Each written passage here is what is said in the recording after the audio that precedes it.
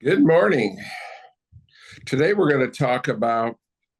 I'm going to talk about bringing in new franchisees, and I'm up to 5,300 now. But in that process, it's also a treatise in what you should look for if you're thinking about thinking about going into business. Then this all applies to you, and I'll tell you what we're looking for. And in franchise development of bringing in new franchisees, it's routinely called uh, selling franchise. And although we try to think of it as awarding franchises because we get to pick the franchisee and they get to pick us. So many people just fall into the word selling, and so many people. That's the biggest mistake people make. My people that have failed over the last the last 55 years in bringing in new franchisees fail because they try to sell instead of finding the right person. So I'm going to take you through what my thought process is on finding the right person. And we'll start with the fact that in this country, 2/3 of the people, if you ask them, they want to be self-employed. They want to control their own destiny. And I have a lot of experience in that because of the 5,300 franchisees I brought in, at least a third of them had never been self-employed before. And they, and at least a third of them weren't meant to be self-employed.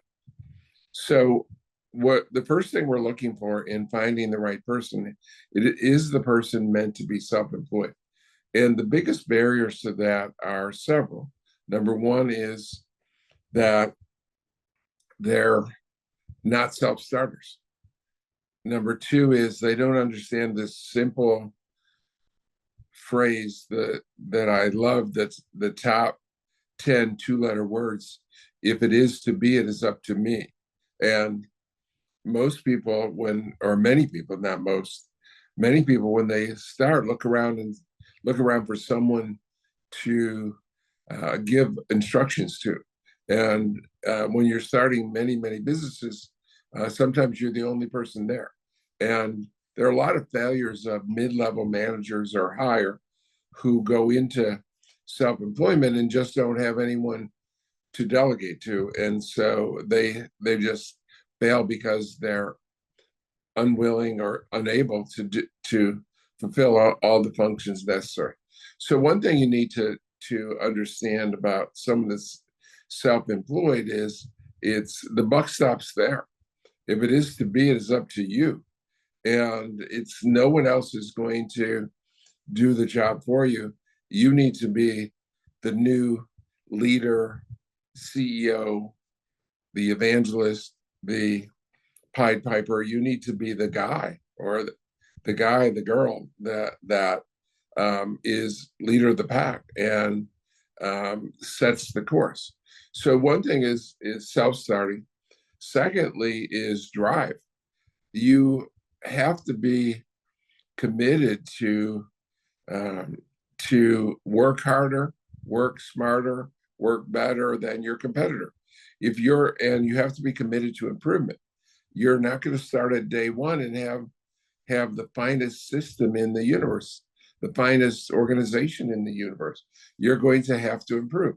I love the phrase, if you're not improving, your competitor's gaining on you. And so my fanatical goal is to win. To win, I have to have the best system, and to have the best system, it has to be constantly improving. And to improve, I have to get uncomfortable. The whole process of becoming self-employed is uncomfortable. And each time I've done it, I started for the first time when we left H&R Block, and my dad and I developed the first tax software for a computer back in 1981. You step back and before you step forward, there's almost no industry where you're going to recoup your investment in less than 3 years or so, or you're going to have extensive positive cash flow in less than 3 or 4, 5 years. So you're the security you had, or supposed security you had from a real job, goes away, and you're the one paying the bills. There's no one else that's writing the check except you. And of course, all the checks come from the customers. Without customers, there is no self-employment. And so you have to figure out how to get customers. And so, and one more thing that I've seen from people that um, can't be self-employed, that fail because they don't have that security, is they're risk averse. They don't have the risk taking ability that it requires to step out into the unknown, to step out into the void and take that chance. And it's all based on yourself. And then finally, the thing that they have to have is perseverance, because everyone gets knocked down, and I get knocked down. There isn't a day that goes by that I'm not presented with adversity and difficulty and bad news. The bigger you get, the more bad news you get. So the it's you have to have the tenacity, the willingness to get up and move on each and every time. And so the first thing when I try to assess people whether they can be self-employed is I look at their family and say, has anyone in the family been self-employed? And I look at their current family in terms of support. Common question I ask is, of an individual who's thinking about being self-employed, is how does your family feel about it? Well, and it depends how old you are. Normally that's a spouse or a significant other, but sometimes it's and it often can be the parents or siblings of, and how do they feel about it? It gives me some indication of your confidence as going forward. Have you made those or had those discussions with your family and consulted with them? And because your family knows you pretty well, and they're not always right, but if the majority of your family, everyone in your family, thought this was wrong for you, then you certainly got to consider that opinion. So we look for past history in the family, past history if they've ever done it themselves. So many of us were self-employed as children. I mean, I sold Christmas cards. I did lawns. I did something almost no one ever did, and I don't remember how I got into it. My poor parents. I would collect newspapers, and every other Saturday we would take them into there was a newspaper where you could sell the newspaper at like 20 cents a pound, or 20 cents 100 pounds or something like that. And so, boy, we'd weight down that trunk of the car and be so close to the ground and be like this, so close to scraping the ground, and we take in these masses of newspapers. So I was always trying to make an extra buck when I was a kid, but never really when I and then when I was in high school, my dad was an accountant, and he had a friend that started his own business, and my parents had friends that started their own business, and he needed a bookkeeper. And so my dad taught me how to do bookkeeping. I did books and payroll for a friend of the family's, and so I've always. But then for 12 years I was mostly at H&R Block, and I was not into self-employment until my dad dragged me out in to develop that first software. So first of all, you need to assess whether you can be self-employed, and for those of you that wonder about that, it's it's often a good idea to take a night job or a weekend job or to moonlight at a something that's self-employment and see how you do and see how you like it. See if you have the gumption to get up and go to do it. If and instead of too many people just step off the ledge, they leave their job and they start into self-employment, and a month, 2 months, 6 months, a year later, they found out what a mistake they had made, and they run back to become an employee. So one thing to think of is if you're thinking about self-employment, and when we're analyzing potential new franchisees, is maybe you should try it. Maybe you should come work for us for part-time and see if you like it before you leave your day job. And so there are some businesses that you can work at before you leave your day job. And some of our franchise companies have those. So once you make the decision and we make the decision is whether you should be self-employed, the next thing is industry, what industry you should be in.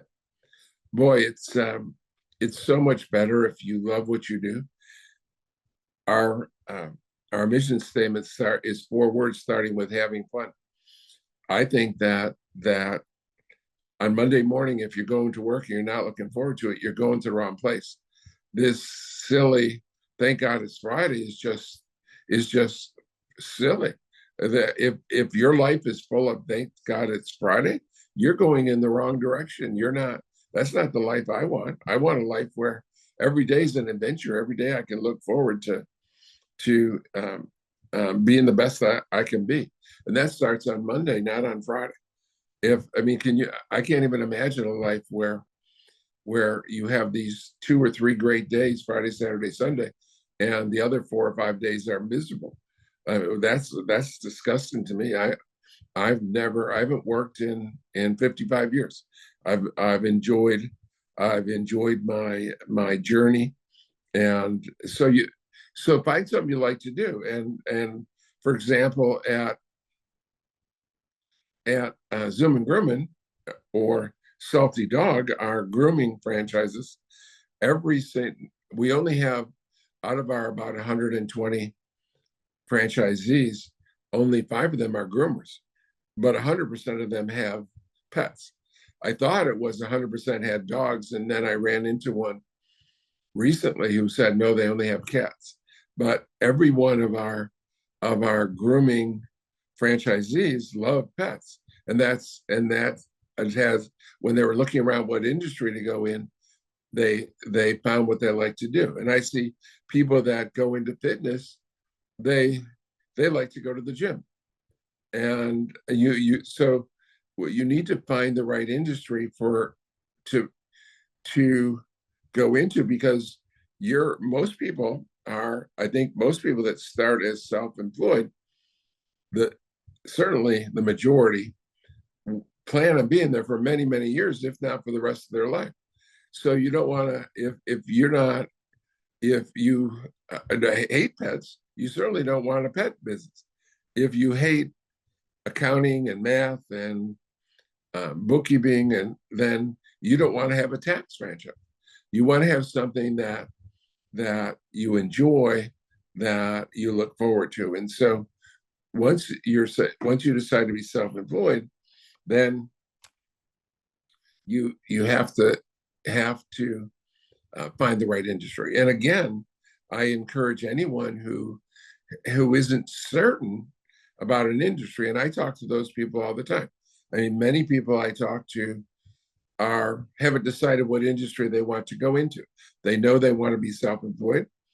Some of them think they want to be a franchise. Some of them think they want to do it themselves, but they aren't convinced what industry is best for them. Well, if you're good at carpentry and fix-up, if you're Mr. Fix-up, then what about our roofing franchise or our home inspection franchise? You need to find something that the skills fit what you're good at and what you enjoy.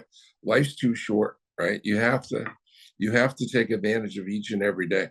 So find the right industry and make sure that you enjoy and looking forward to it, or don't do it. So first thing is you have to find, should you be self-employed? Secondly, then you have to find the what industry should I go into? Now, thirdly, then you decide the vehicle that you're going to, well, okay, I decide that I'm going to be in in pet grooming. Well, there's two kinds of pet grooming. There's two basic kinds. There's storefront grooming and there's mobile grooming. And so you'd have to decide, should I be in storefront or should I be in mobile? And then should I do it myself? Should I be self-employed? Or should I do it as a franchise? Well, there's a common misconception that the most common misconception about becoming a franchise or being self-employed, being a mom and pop, is it's cheaper to become do it yourself. And why do I need to pay a percentage of my revenue or an upfront fee? Why do I need to pay extra to buy into a franchise organization? Well, it happens to just not be true, because when you start a business, it requires two things. It requires time and money. And boy, there's been in a great franchise system, there's been so much time that's been put into that, to developing that system. I mean, think of when I founded Jackson Hewitt, and today Jackson Hewitt has 6,000 offices, and since I started them in August of 1982, they've done over 70 million tax returns. And think of the experience of the thousands of franchisees, the tens of thousands of tax preparers, and that has all gone into building that system, and all the mistakes that were made. You guaranteed, even if you're as experienced as I am, I'm going to make mistakes. They say people that made the most mistakes, or people that are most successful, have made the most mistakes. Well, I've been blessed with massive success, and that means I've had a massive amount of mistakes. And so I've learned from those mistakes, and that learning we give to our new franchisees. So when you think about in the tax franchise, for example, when you start, let's say you start on your own, what kind of location do you get? How much rent should you pay? How much should you charge each customer? How do you advertise? And what vehicle do you use? And let's pretend that you pick radio. Well, what's your message? And is it the same message all tax season? There are different filings. Even during a tax season, you have different customers. You have different customers that come in April and procrastinate, then come in January who just want their money yesterday, and they're in as soon as they get their final W-2, they're in your office. And they just want speed. And people coming in later want thorough, accurate, professional. And so can you have the same message? And so if you have different message, different demographics, different age group of customers, what is your vehicle? Are you on hip hop radio? Are you on oldies? Are you on NPR? And what time of day? And again, what is the message, and how much can you afford to spend? And how do you monitor whether it's working or not? And how do you pay the preparers? How do you find a preparer? How do you keep a preparer? How do you motivate them? How do you train them? How do you pay them? And do you give them a contract? What kind of contract do you give them? So think of all the intricacies, the thousands of little details that go into building a business, and and you know what? Even if you're great, even if you're really good at building businesses, even if your first business, for example, because we're talking about that decision whether to be self-employed or not, even if you're really good, you're only going to be right 7, 8 out of 10 at best. And so you're going to be making mistakes. Every time you make a mistake, it's going to cost you time or money or both. And so that's why it's so valuable in joining with a established excellent franchise. And there are only 10% of all the franchisors that are excellent. So you have to make sure that you are with an excellent franchise that has an excellent model, that is state of the art, that is the best system, that is experienced and evolved, and that is going to actually be cost you less in time and money than if you do it yourself. So it appears that when you look at the money involved on day one, it's cheaper often to just start as a mom and pop. But within a year or two, you've lost so much money in learning that it would have been cheaper to get the franchise. And if you look at the studies in starting new businesses in this country, and we're starting businesses at record levels. At 3 million people will start in business this year, and 95% of those businesses that are not franchised fail within 5 years. 95% fail, and in franchises, 95% succeed after still exist after 5 years. So the 95% of the non-franchise businesses have failed and gone out of business within 5 years, and 95% of the franchise businesses are still up and running in 5 years. So the stats are overwhelming that you should think about being a franchise and think about building that system and focusing on that system, because at the end of the day, that you have to have a system. And it isn't much of a system if it just with most mom and pop non-franchise business, the system resides in the mind of the owner, and it doesn't go to the employees. And each employee knows some parts of the system, but they don't know the full system, and they're not learning at the rate that the owner has learned. And so that's why the system needs to be put in writing, and you need to have systemic solutions. So, for example, a simple solution is every time you hire an employee, you don't want to go out and do a new style contract. You want to have the same contract, fill in the blank.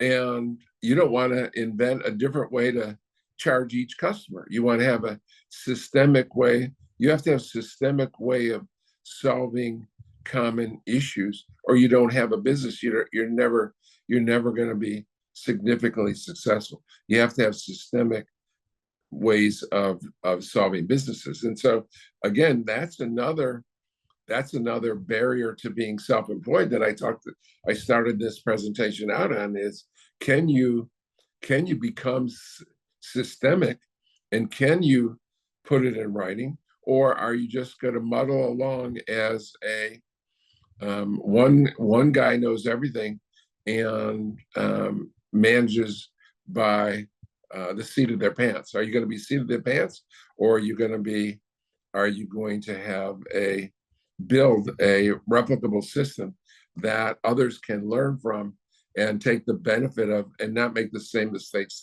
that you made? So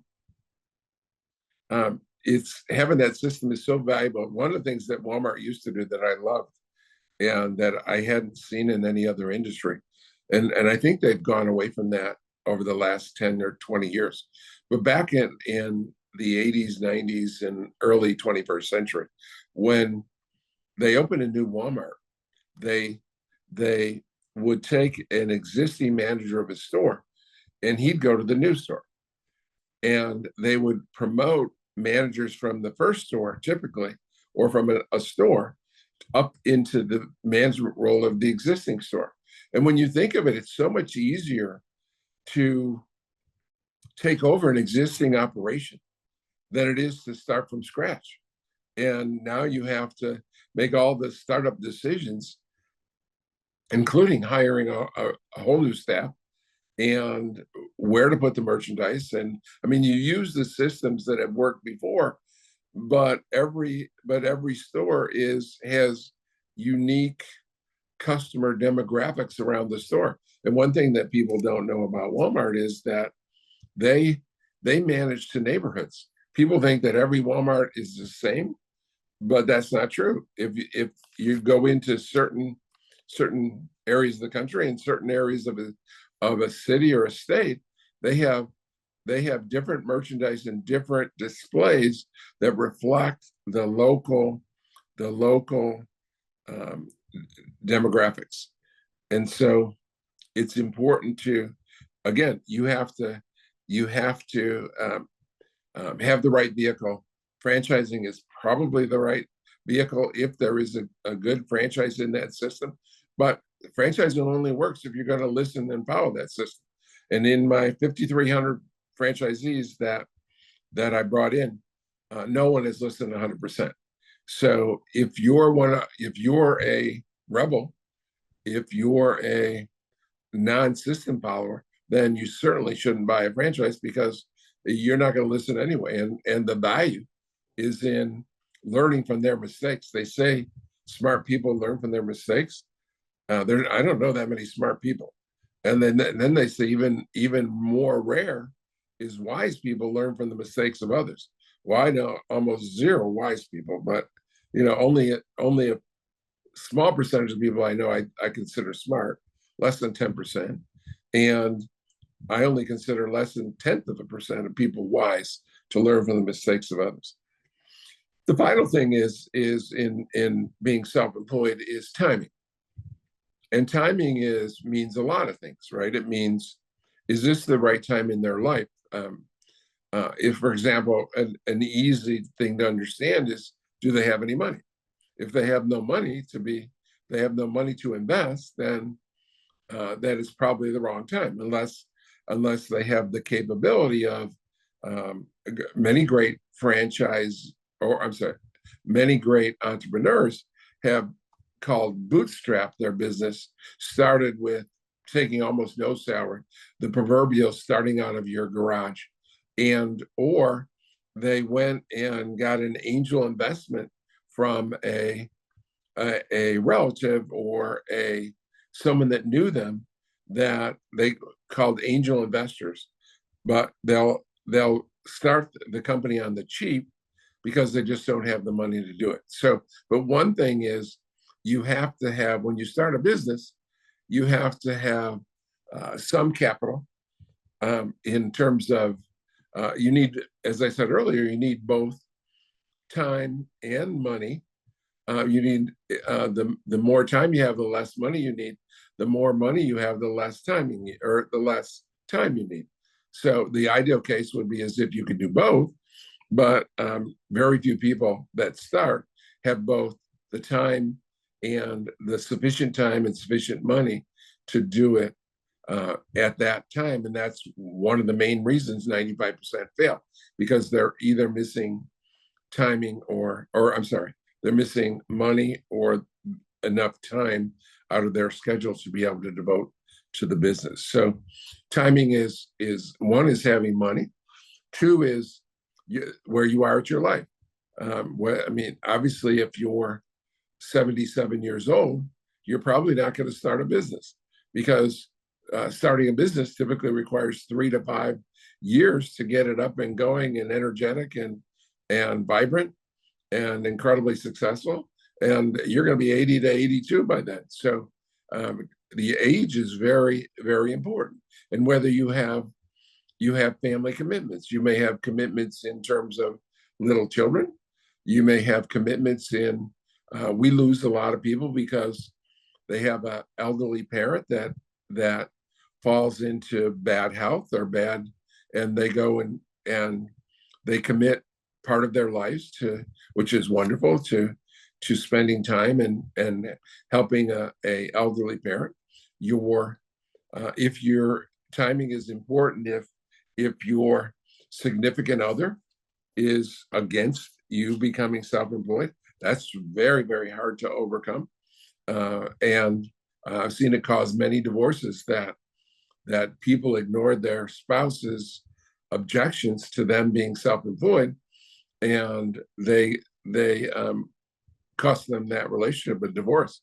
I have seen the other direction where some people have overcome their spouse's objection and turned the spouse into a believer and a supporter. But you have to be careful, and you have to consider that as part of the situation.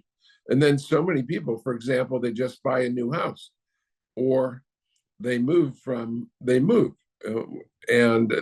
from, and especially if you move cross country. We had someone just moved from St. Louis to Jacksonville, Florida. Well, they were able to do it, but few people can make that adjustment, can move their home, their family, their friends, and start over from scratch, and then start a business also. So timing is very important. And if you're planning on moving, let's say that you're in your 50s or 60s and planning on leaving your career and retire, was quasi retiring, and you're looking for your new venture. And so, but you're thinking of starting a business, but you're living in Michigan and you're going to be moving to Arizona.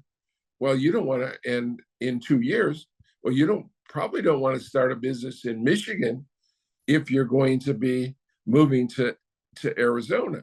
So that timing is probably not today, it's probably 2 years from now. So we try to, when we bring in new franchisees, we look at all these factors. We look at, should you be self-employed? Is this the right industry? Are we the right vehicle for you? And what is the timing? And I encourage you, those of you that aren't thinking about, even if you're not thinking about joining a franchise or thinking about joining us, this is the process you should go through to make sure you're not one of the 95% of people that fail when they become self-employed. And these are critical factors to think about and understand and decide before you make that decision. And you know what? My people are ready, willing, and able to help you make that decision. And one of the things that I believe in, and we believe, is we want what's better for every person. So if you have any questions, my team and myself, I mean, that's the purpose of these weekly calls, is mentoring. So if you have questions, not only is my team ready to help, but even I can step in and help you analyze whether you should even be self-employed. It has wonderful rewards, but it has a huge risk, huge obstacles to overcome, but no risk, no reward. So that's my presentation for today on whether you should be self-employed and how to be self-employed, what industry, and when. Thank you for your time today, everyone. Have a great day.